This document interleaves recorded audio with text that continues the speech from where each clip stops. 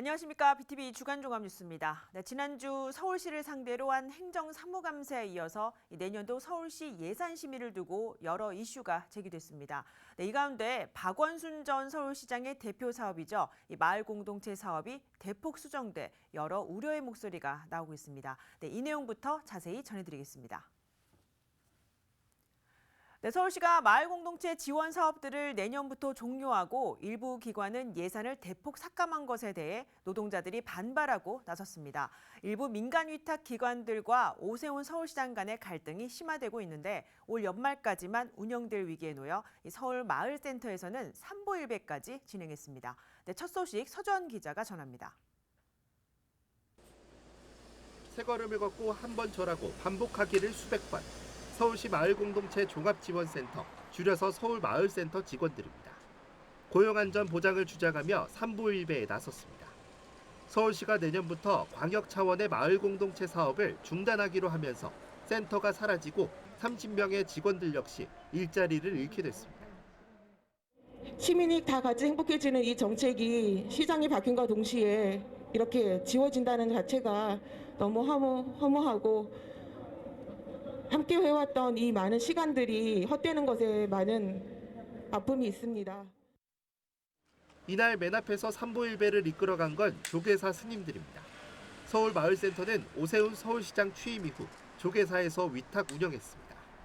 그런데 지난 9월 불과 1년도 안 된 시점에서 계약 종료 통보를 받았습니다. 조계사는 불교계를 기만한 일방적 결정이라며 사과를 요구하고 있습니다. 서울시는 조계사를 기관과 사업 폐지에 따른 직원 정리해고 등 골치 아픈 일을 떠맡길 대상으로만 간주했다. 서울 공동체를 위해 진심으로 헌신하려 했던 불교계 전체의 진정성을 우롱하고 기만하는 행태다. 현재 서울시와 갈등을 겪고 있는 민간 위탁기관은 서울마을센터뿐만이 아닙니다. 서울시 도시재생센터도 위탁 사업이 끝나 12월 31일자로 직원 전원이 해고 위기에 놓였습니다. 자치구 노동자 종합지원센터들과 서울노동권익센터, 전태일 기념관, 서울감정노동 종사자 권리보호센터 등은 예산 삭감을 주장하며 반발하고 있습니다. 서울시가 해야 될 사업을 죽어라 하고 있는 우리들에게 구조조정을 하겠다. 그 사업을 통째로 없애겠다라고 하면서 예산을 감축하는 것이 천만 서울시의 대표인 서울시장이 해야 할 일입니까? 서울마을센터의 경우는 이미 설립 근거인 조례의 폐지 안건이 입법 예고돼 있는 상태. 심사를 거쳐 다음 달 19일 예정된 서울시의회 본회의에서 처리될 전망입니다. 국민의힘 의원들이 다수인 만큼 조례는 폐지될 확률이 높아 보이는 가운데 조계사와 센터 직원들은 강력 대응을 앞두고 있습니다.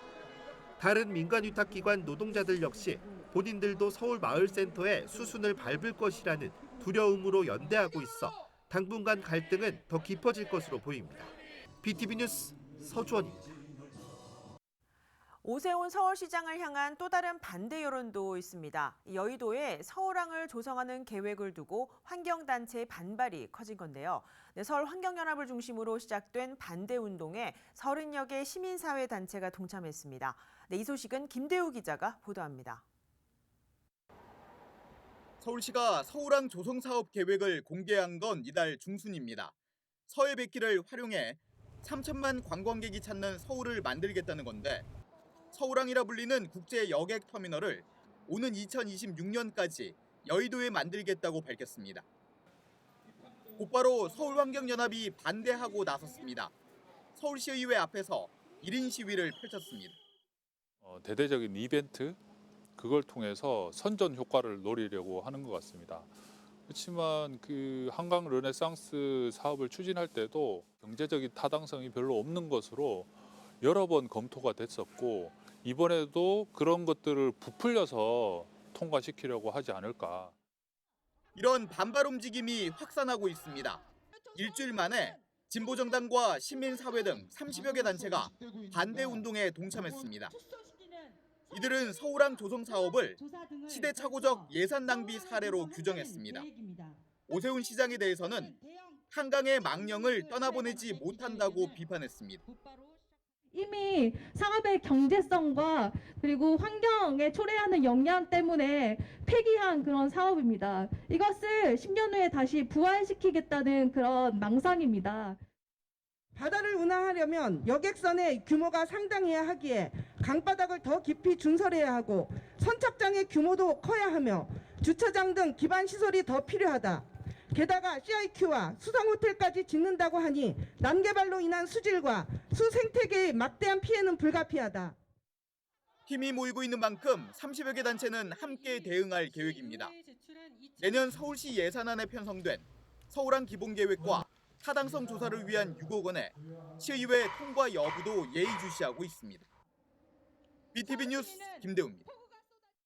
네, 지난 24일 월드컵 본선에 진출한 축구 국가대표팀을 응원하는 거리 응원전이 광화문 광장에서 열렸습니다.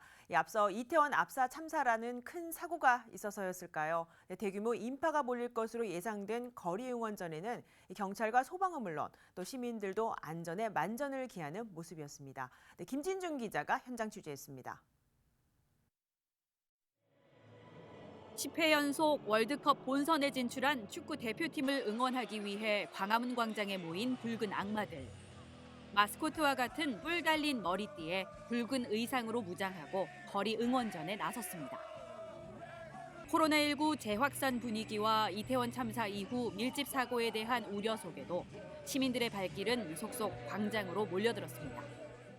캄캄한 밤 시간대 많은 인구가 밀집할 것으로 예상된 큰 행사인 만큼 현장에는 비상 상황을 대비한 119 긴급 상황실이 운영됐고 핸드폰을 통해서는 응원 장소 주변 인구 밀집도와 혼잡도를 살펴볼 수 있는 실시간 도시 데이터 서비스가 운영됐습니다. 광화문 광장 주변엔 시민 안전을 위한 경찰 기동대와 119 구급대가 분산 배치됐고 구급 차량의 신속 이동을 위한 별도 통행로도 마련됐습니다. 붉은 악마는 자체적으로 안전한 거리 응원 동참을 유도하며 경기 시작 전후로 틈틈이 시민 질서 캠페인을 가졌습니다. 자, 오늘 이곳 행사장 내에 도로 확보를 통해서 여유롭게 응원할 수 있도록 응원전 공간을 마련해 뒀습니다. 응원하실 때는 확보된 도로 방향을 이용해 주시고요. 인도는 반드시 통행로로 이용해 주시길 당부의 말씀 전하겠습니다. 축구대표팀의 선전을 바라는 기대와 이태원 참사 이후 밀집 사고에 대한 우려가 공존한 가운데 시민들도 서로 안전간격을 유지하며 경찰과 주최 측의 안내를 따랐습니다. 저희가 성인이 된 이후에 처음으로 이런 자리가 마련된 거라서 너무 설레는 마음이 왔습니다. 여기 경찰들도 다 그 전에 있던 일 때문에 더 신경을 써주는 것만큼 저희도 이제 통제에 잘 따르고 이제 저희도 안전에 유의하면서 잘 관람을 해야 된다고 생각합니다. 밤 10시 경기 시작 후 관전하는 군중이 많아지면서 경찰은 차량을 통제하고 차도를 확보해 시민 관람을 도왔습니다. 경찰 추산 이날 광화문 광장 거리 응원에 참여한 시민은 2만 5천여 명. 대한민국 축구대표팀의 선전 속 2시간여의 열기 띤 거리 응원전은 큰 사고 없이 마무리됐습니다. 서울시는 예선전이 열리는 28일과 12월 2일 세종문화회관 정류소 두 곳을 임시 폐쇄하고 광화문 광장 정류소를 경유하는 버스 노선과 지하철역 역시 모니터링을 통해 무정차 통과합니다. BTV 뉴스 김진중입니다. 네, 지금부터는 서울시의 재개발 정책에 피해를 호소하는 자치구의 한 사례를 집중 보도해드립니다. 네, 오세훈 서울시장 취임 후 주택 정비 정책에 많은 변화가 예고됐는데요. 네, 그런데 도봉구 창삼동 주민들은 이 재개발에 발목이 잡혔습니다. 서울시가 발표한 재개발 사업에 도전했는데 여러 중복 사업 때문에 되려 재개발이 유보된 상태입니다. 네, 무슨 이유인지부터 전해드립니다. 서울시청 서소문 이청사 앞에서 주민 1인 시위가 한창입니다. 2020년 서울시가 발표한 신속통합기획 공모에서 선정되지 못한 도봉구 창삼동이 올해 초 공공재개발에서 보류됐다 또다시 모아타운 후보로 겹쳐 주민들이 고충을 호소한 겁니다. 공공재개발 접수를 했고 그 상태에서 시민 중에 서울시에 올라온 시민 중이었는데 이제 모아타운 사업부에서 중복 사업임에도 불구하고 주민 동의 30%를 받아서 접수가 돼서 유보가 돼서 서로 주민 갈등이 더 심화가 돼서 여기 나와서 시위를 하게 됐습니다. 당초 창삼동 재개발 사업 전체 면적은 총 19만 제곱미터. 2020년 1구역만 제외한 18만 제곱미터가 신속 통합기획 공모지였는데 미선정됐습니다. 주민 갈등을 이유로 서울시가 투기를 우려해 토지 허가 구역으로도 묶었습니다. 그 후 1년이 지나 창삼동 재개발 추진위 주민들은 1, 2, 3구역을 제외한 4에서 18구역인 17만 제곱미터를 공공재개발 사업으로 신청했는데 또 보류됐습니다. 취재 결과 도봉구청이 모아타운 후보지로 9만 제곱미터를 서울시에 신청했는데 재개발 중복 신청으로 보류된 겁니다. 다른 사업 신청한 지역에서는 신청을 못하도록 되어 있었어요. 심사하는 과정에서 공공 재개발이 신청이 됐다는 사실을 인지하게 돼서 당시 부서에서 두 가지 사업을 동시에 추진할 수는 없는 거니까 유보가 난 거죠. 결국 창삼동 공공재개발 보류지 주민들은 모아타운 반대 서명을 받고 있고 공공재개발 추진으로 원상 회복해 줄 것을 요구하고 있습니다. 모아타운은 노후도가 안 나오고 재개발을 하고 싶어도 안 나오는 지역을 모아타운을 하겠다는 기준과 원칙이 있는데 저희 창삼동은 노후도가 78%가 나오고 있는 상태입니다. 이제 이런 부분에서 같이 중복 사업을 올려서 더 문제가 더 커지는 것 같습니다. 하지만 현재 도봉구 창삼동에서는 모아타운을 추진하려는 민간 대행 업체가 일부 주민들에게 소규모 주택개발 동의서를 받고 있는 것으로 알려져 오세훈표 여러 재개발 정책이 혼재되면서 주민 혼란만 키우고 있습니다. BTV 뉴스 강혜진입니다. 네, 보신 것처럼 이 도봉구 창삼동은 모아주택 공모와 공공재개발 접수를 동시에 해 결국 사업이 유보된 건데요. 네, 그런데 이 문제에 대해 도봉구청과 서울시가 서로 다른 입장이어서 결국 주민들의 피해만 더 커지고 있습니다. 계속해서 관련 내용 전해드립니다. 도봉구 창삼동 470번지 일대입니다. 다세대 주택과 빌라가 밀집한 이곳의 주택 노후도는 평균 70%를 넘습니다. 좁은 주택 담장 사이엔 여전히 소방도로도 없습니다. 때문에 재개발 추진을 준비하던 주민들은 공공재개발과 신속통합기획 등 오세훈 시장이 발표한 재개발 정책에 도전했다 보류되면서 토지 허가구역으로 묶였습니다. 개발에 발목이 잡힌 상황에서 최근 모아타운 유보 사실을 파악한 주민들은 소규모 개발을 반대하고 있습니다. 7, 80년대 도로이기 때문에 지금 주차 시설이나 그리고 사람들이 통행하는 데 있어서도 많이 불편하고 또 사람과 차가 섞여 다니다 보니까 위험한 부분도 많이 있어요. 그래서 소규모 재개발 가지고는 이 동네의 환경이 개선될 수 없다라는 생각이 들어서 모아타운 신청을 서울시에 접수한 도봉구는 재개발 중복 신청 해명에 대해 말을 아꼈습니다. 그러니까 공식적으로 결과가 나와 있는 거는 제가 다 말씀을 드린 거거든요. 지금 일단은 서울시에서 공모를 내린 거라든가 2022년 6월 달에 이제 유보된 거라든가 그런 이미 결과가 나와 있는 거에 대해서는 말씀을 드릴 수가 있는데 그 이외의 부분에 대해서는 좀 민감한 사항이라서 서울시 입장은 다릅니다. 모아타운 후보지를 접수하는 과정에서 공모 기준이 어떠하든 구청이 중복 신청 여부를 사전에 파악하고 적극적으로 대응했어야 한다는 입장입니다. 구청에서 구역계를 중복시키지 않고 신청을 하는 건 어떻게 보면은 그 공고에 나와 있어야만 그렇게 해야 되는 건 아니고 당연히 그렇게 구청에서 정리를 하셨어야 되는 상황이라고 볼 수가 있고 이번 사건을 통해서 구청에서 공고에 그게 명확하게 나와 있지 않으면 같은 지역에 대해서 중복 신청을 할 수도 있다는 것을 이 사례를 통해서 저희가 좀 발견을 했잖아요. 결국 서울시나 도봉구나 창삼동 재개발 사업 중복 신청에 대해 결과만 내놓을 뿐 과정에 대해선 회피하고 있습니다. 창삼동 재개발 준비 추진위원회는 현재 모아타운 반대 동의서를 받고 있지만 이를 찬성하는 일부 주민들과의 갈등으로 재개발 재추진 여부가 어려워지고 있습니다. BTV 뉴스 강혜진입니다. 네, 그런데 지속적으로 이 내용을 취재한 결과 공공재개발과 모아타운 선정 유보 과정에서 서울시가 명확한 기준을 제시하지 못한 정황이 파악됐습니다. 네, 결국 여러 개발 정책 때문에 주민만 피해를 입은 겁니다. 마무리한 취재 내용 보시겠습니다. 공공재개발과 모아타운 중복 신청으로 재개발 자체가 유보된 도봉구 창삼동. 결국 재개발 추진에 앞장선 일부 주민들의 찬반 의견이 혼란을 키우고 있습니다.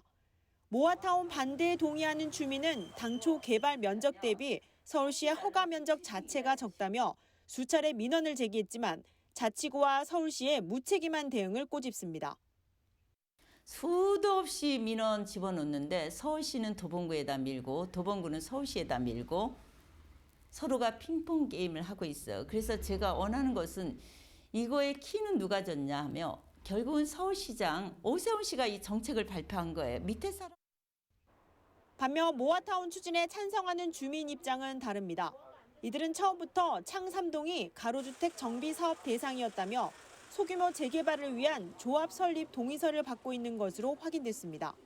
기존 조합원과 민간 대행업체가 조합 설립 동의서를 받아 구청에 제출하고 모아타운을 본격적으로 준비한다는 겁니다. 그러니까 저희가 1년 동안 가로주택 9개 구역을 저희가 조합을 위한 조합 인가를 위한 9개 동의서를 저희는 꾸준히 받고 지금까지 1년 반 동안 진행을 잘해서 지금 한 60%까지 지금 거의 다 해서 거의 몇 프로 안 남기고 저희는 지금 만들어가고 지금 받고 있습니다.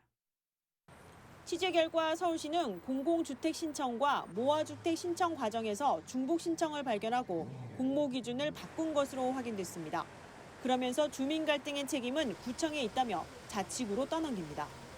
모아타운 저희 부서에 신청이 공공재개발 신청보다 먼저 됐어요. 당시 부서에서 두 가지 사업을 동시에 추진할 수는 없는 거니까 조치를 했습니다. 그 다음부터 나는 공고에 자치구에서 좀 구체적으로 그 기준을 정해서 하시는 편이 좋을 것 같아요. 저층 주거지의 환경 개선을 위해 오세훈 시장이 내놓은 재개발 정책. 주민 찬반 동의율을 빌미로 자치구는 서울시 눈치 보기에 급급한 상황에서 해결책 없이 주민 갈등만 깊어지고 있습니다. BTV 뉴스 강혜진입니다.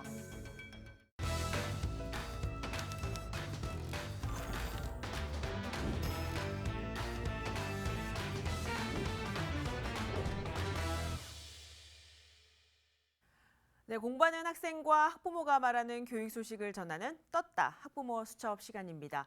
네, 요즘 중고등학생들은 학교에서 이 악기나 미술 등 자신이 하고 싶은 예체능 학습 시간이 많이 없습니다. 네, 이런 학습을 마을에서 지도하는 온마을 방과후 수업이 있는데요. 권인선 학부모가 전해드립니다.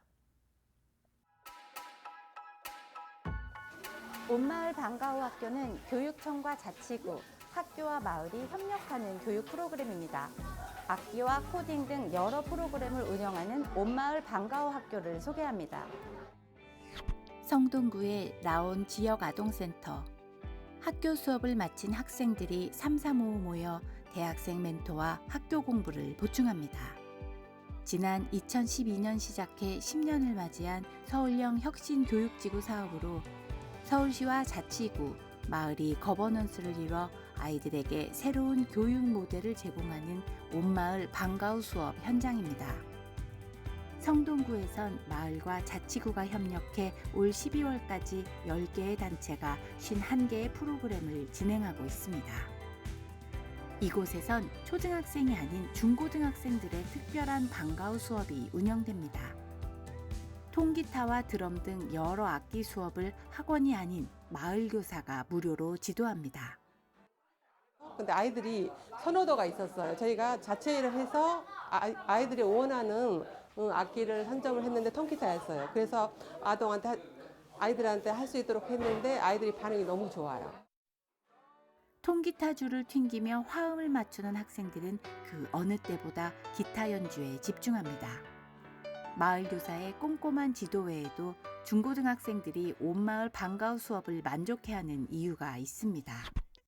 제 학교에서는 그런 수업이 자주 없어요. 방과후에서도 이 기타를 못 치는데 또 학원 가기에도 돈이 들고 시간도 부족해서 그런데 여기서 무료로 배우고 친구들이랑 같이 배우니까 좀 더 재밌는 것 같기도 하고 선생님도 친절히 가르쳐줘서 너무 좋아요. 처음에 기타에 좀 관심은 있었는데 이렇게 여기 와서 배우니까 새롭기도 하고 학교에서는 안 배우니까 1대1 수업이니까 많이 배우는 것 같고 재밌는 것 같아요.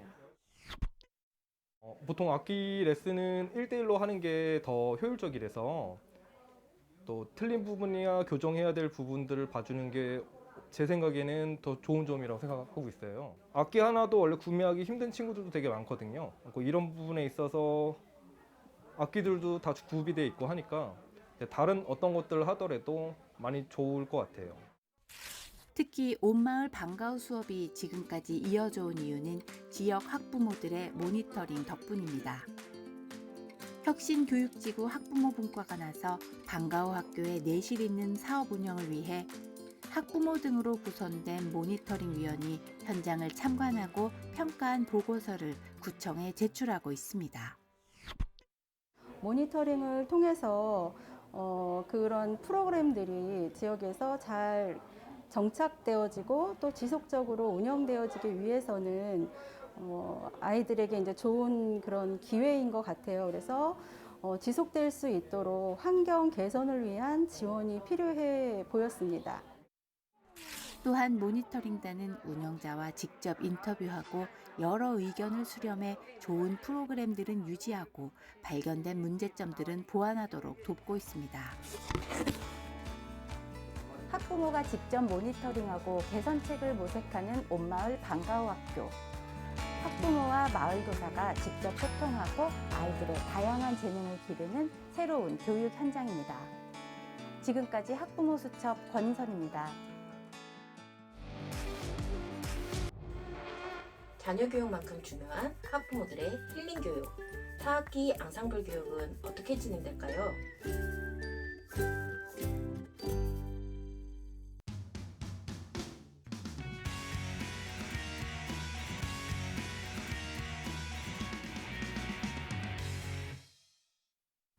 네, 이어서 자치구 소식입니다. 네, 지역의 신임 구청장 취임 후 이 공공기관장들 임명에도 많은 변화가 있었습니다. 네, 먼저 중구의회는 충무아트센터 등을 운영하는 중구문화재단에 대해 행정사무감사를 진행했는데 이 신임 조세현 사장에 대한 자격 논란에 이어 일감 모아주기 의혹까지 제기됐습니다. 이재원 기자가 취재했습니다. 충무아트센터에 마련된 행정사무감사장. 최근 새로 선임된 조세현 중구문화재단 사장에게 전직에 대한 질문이 나옵니다. 사진작가 출신이 전문 뮤지컬 극장을 운영해야 하는데 자격이 있냐는 질문입니다.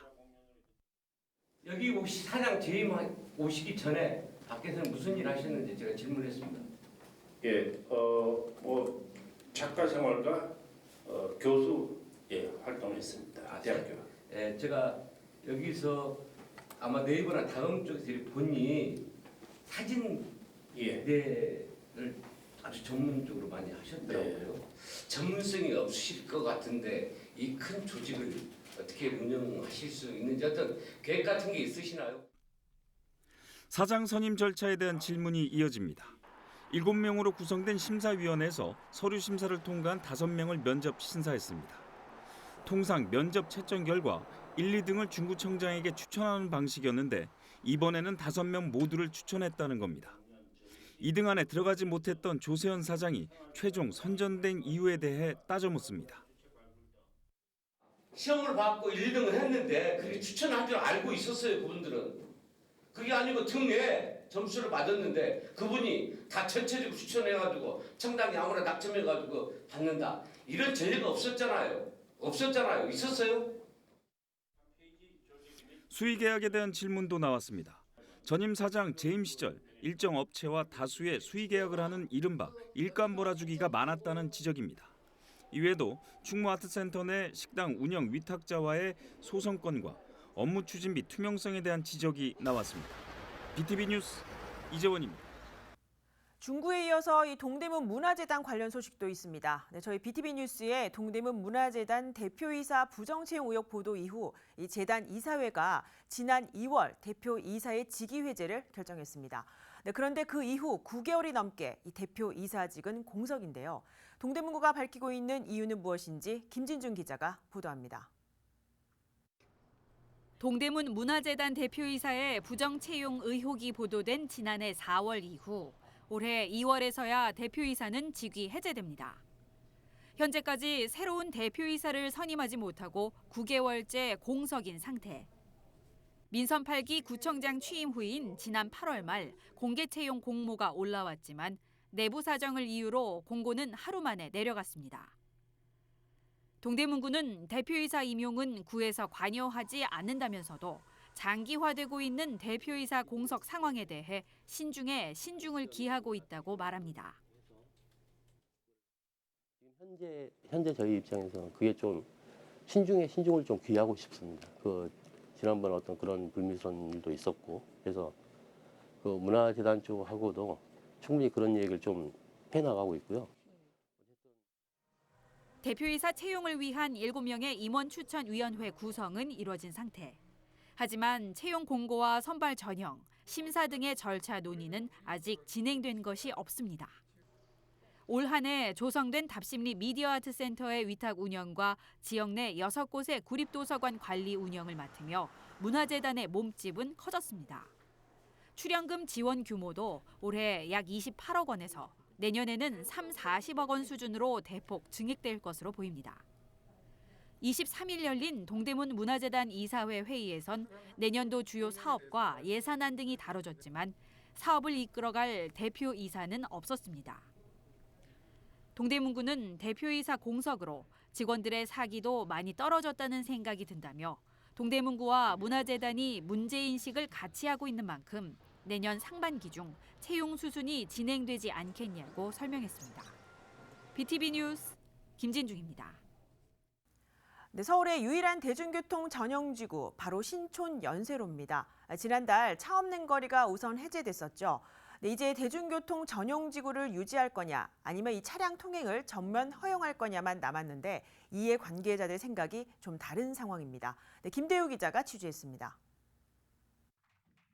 연세로 대중교통 전용지구에 대한 여러 의견을 듣는 시민토론회. 지난 21일 신촌 파랑고래에서 열렸습니다.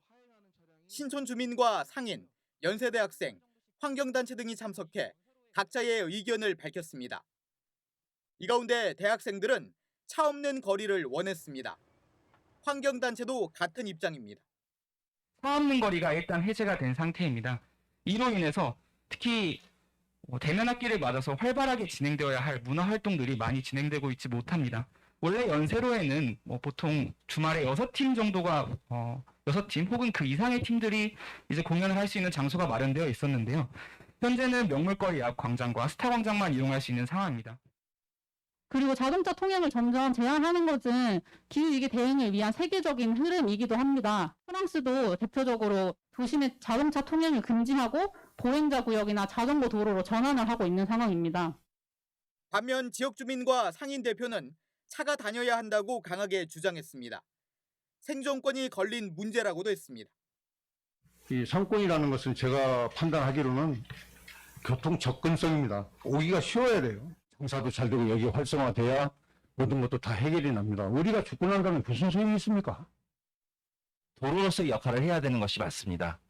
한국 경제의 성장 및 신촌의 성장과 더불어 주변 지역과 연결하는 중요한 교통로입니다. 대중교통 전용지구를 유지할 거냐 아니면 해제할 거냐는 서울시가 결정합니다. 다양한 의견들 주셨으니까 그런 부분들에 대해서 저희가 좀 더 고민을 하고 만약 서울시가 연세로의 차량 통행을 전면 허용할 경우 서울의 유일한 대중교통 전용지구는 사라지게 됩니다. BTV 뉴스 김대우입니다.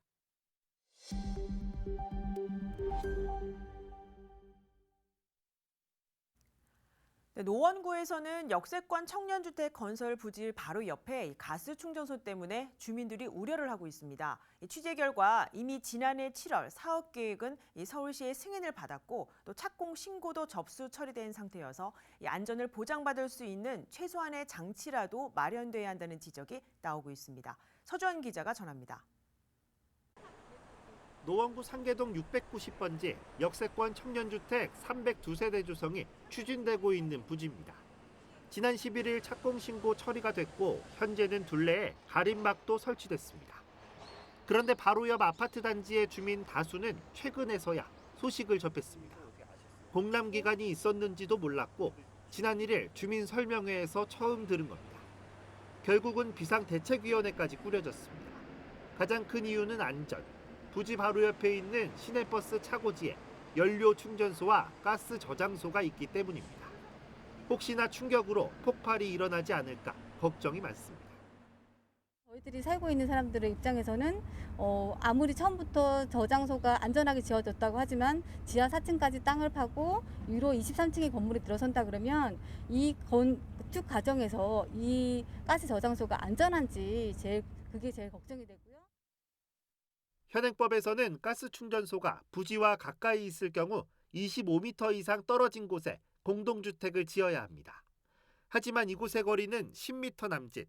법조항에서 상업지역의 경우는 규정을 적용하지 않는데 해당 부지가 여기에 해당됩니다. 역세권 청년주택 사업 대상지로 지정되면서 이종 일반 주거 지역에서 상업지역으로 용도 지역이 변경됐습니다. 주민분들이 상당히 불안해하시고 또 여러 가지 다각적인 시각에서 지금 바라보고 계시기 때문에 굉장히 그 부분은 신경을 많이 써주셔야 될 것 같습니다.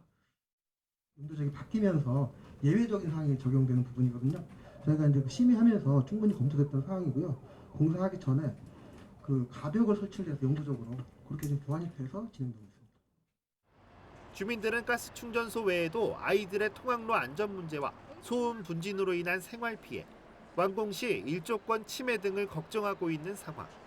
건설 철회를 요구하고 있지만 이미 서울시의 승인을 받은 사업을 다시 원점으로 돌리는 건 실현 가능성이 적습니다. 지금으로서는 우선 구청과 시공사, 주민 등이 참여하는 안전협의체를 구성하고 각종 피해를 예방하기 위해 머리를 맞대는 것이 필요해 보입니다. BTV 뉴스 서주원입니다.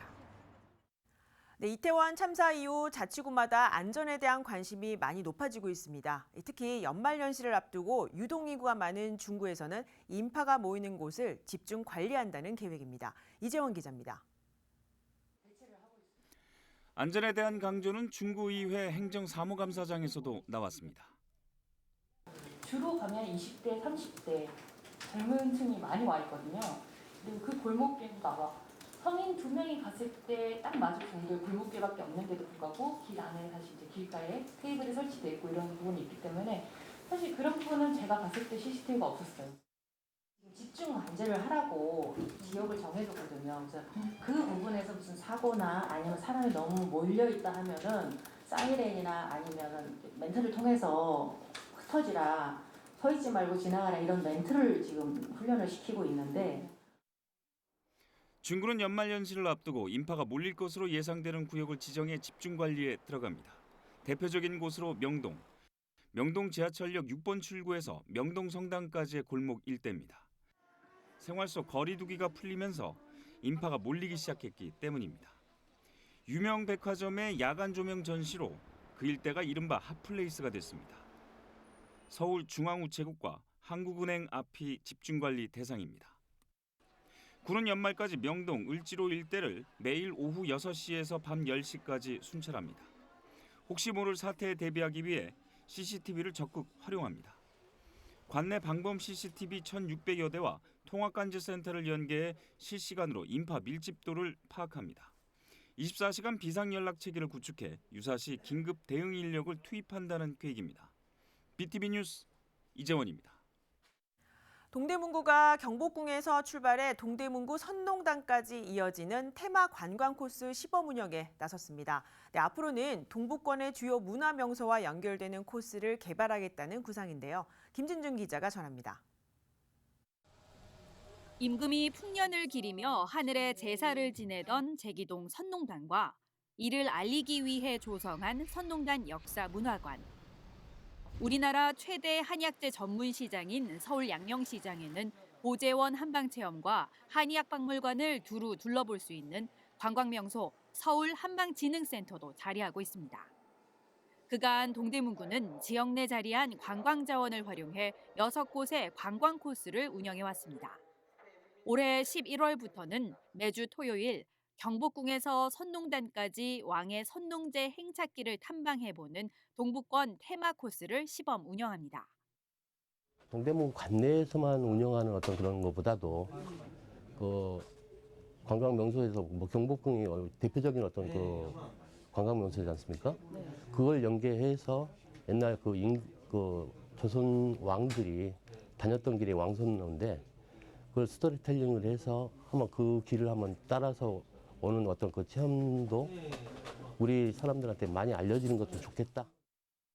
코스는 광화문 수문장 교대식 관람을 시작으로 셔틀버스를 타고 종로를 경유해 동대문구로 이동한 후 선농단과 역사문화관, 서울 한방진흥센터 프로그램을 체험하는 3시간의 코스로 구성됐습니다.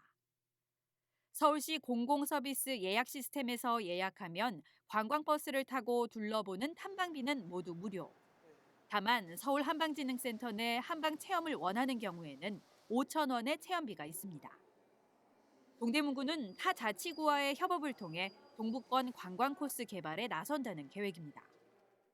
그런 각 구에 있는 그 명소들하고 어떤 그런 부분에서 컨택할 수 있는 그런 부분이 있으면 저희가 그쪽 문학과하고 좀 컨택을 해서 좀 원활하게 돌아갈 수 있도록 할 계획을 가지고 있습니다.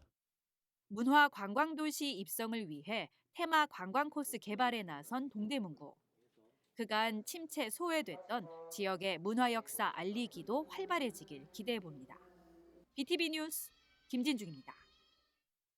노원구 화랑대 철도공원에 또 하나의 즐길거리가 추가됐습니다. 스위스의 자연 환경과 도시 모습을 미니어처 모형으로 만든 전시관이 새로 조성된 건데요. 특히 아이들이 좋아할 만한 명소로 기대를 모으고 있습니다. 서주원 기자입니다. 마테오른과 융프라우 그리고 몽블랑, 알프스 산맥에서 아름답기로 손꼽히는 산봉우리들이 1000분의 1 크기로 재현됐습니다. 산악 지역을 관통하는 교각 열차들도 실제 모습 그대로 선로를 달립니다. 손톱만한 사람들은 진짜 살아있는 것처럼 자전거 페달을 밟습니다. 너무 이렇게 정교하게 섬세하게 잘 만들어져 있어가지고 구경할 게 많았고, 저 이제 첫째 아들이 있는데 너무 좋아할 것 같아서 또 오고 싶어요. 스위스를 그대로 옮겨놓은 듯한 모습. 노원구 화랑대 철도공원에 노원 기차마을 스위스관이 새로 문을 열었습니다. 약 2년에 걸쳐 정교하게 제작된 모형들이 테마별로 자리를 잡았습니다. 버튼을 누르면 모형들이 움직이는 걸 볼 수 있는데 꽤 실감나게 표현됩니다.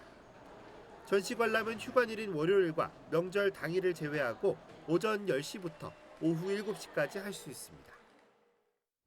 독일의 온데랜드와 같은 미니어처 전시관을 이 공원에 조성하게 되면 아이들뿐만 아니라 전 세대가 함께 즐길 수 있는 공간이 될 거라고 확신을 하게 되어 기차마을을 조성하게 되었습니다. 노원 기차마을 스위스관 조성까지 이제 화랑대 철도공원은 남녀노소 누구나 여유롭게 시간을 보낼 수 있는 명소로 거듭나는 중입니다. 기존의 기차를 배경으로 한 풍경은 물론 기차 카페와 타임 뮤지엄, 밤에는 형형색색의 불빛 정원 등 볼거리 즐길거리를 다양하게 만나볼 수 있습니다. BTV 뉴스 서주원입니다.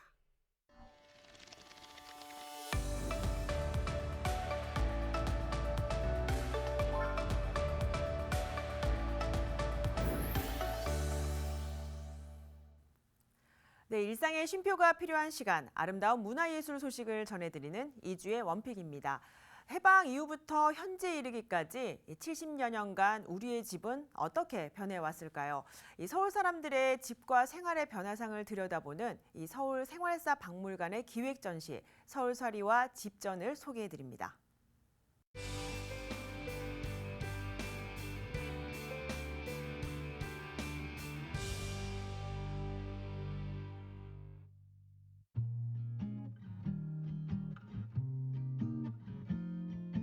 서울생활사 박물관은 서울 시민의 일상생활사를 중심으로 하여 만들어진 박물관인데요.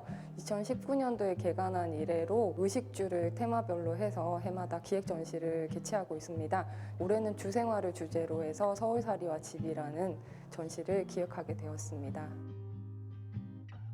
전시는 크게 3부로 구성되어 있는데요. 일부는 해방 이후부터 오늘날까지의 제도라던가 주생활의 변화를 간략하게 살펴보실 수 있는 연표로 구성되어 있고요.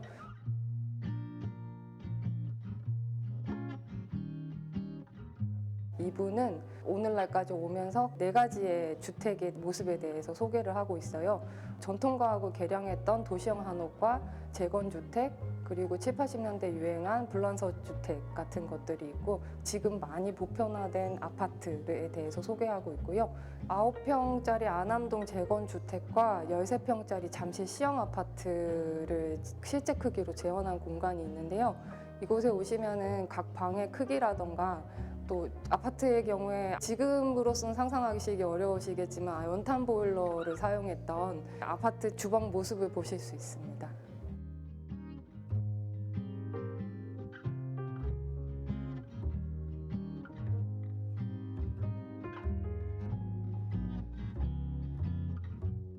삼부의 경우에는 코로나 이후에 사람들이 집에 대한 생각이 어떻게 바뀌어 왔는지에 대한 것을 설문조사를 통해서 보여드리고 있습니다. 이 전시를 관람하시면서 옛날 이야기를 들어보면서 공감하고 소통할 수 있는 그런 기회가 되었으면 좋겠습니다.